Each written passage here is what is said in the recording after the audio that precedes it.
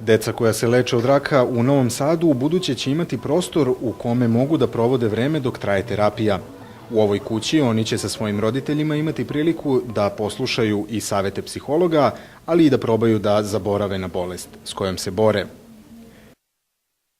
Miodrag Kostić kaže da je ideja da njegova porodična kuća postane zadužbina potekla od njegove dece. Od danas svake godine u svakoj opštini i gradu gde imamo privrednu aktivnost ili preduzeće u sastavu MK grupe pokušati da napravimo jednu manifestaciju da ćemo otvoriti jednu od zadužbina. Nikoga ne pamte po količini novca koji je ostavio na računu, nego pamte ga prema onome šta je ostavio iza sebe. Ključeve kuće u Novom Sadu Kostić je predao simbolično predsjedniku vlade Vojvodine Bojanu Pajtiću.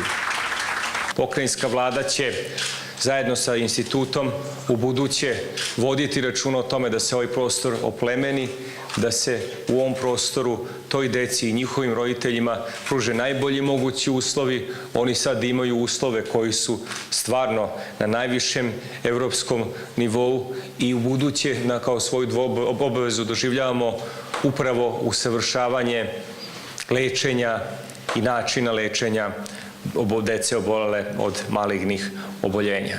Podršku Kostićevom gestu dala je i supruga predsjednika Srbije Dragica Nikolić. Koristim priliku da pozovem sve ljude koji su u mogućnosti da urade ovako nešto, da to urade. Deci koje budu boravila u ovom divnom domu želim brz oporavak, a roditeljima prijatan boravak. Ključevi su u rukama direktora Dečije bolnice Slobodana Grebeldingera. Kuća koju će u buduće koristiti obolela deca sa svojim roditeljima ima 1400 kvadratnih metara.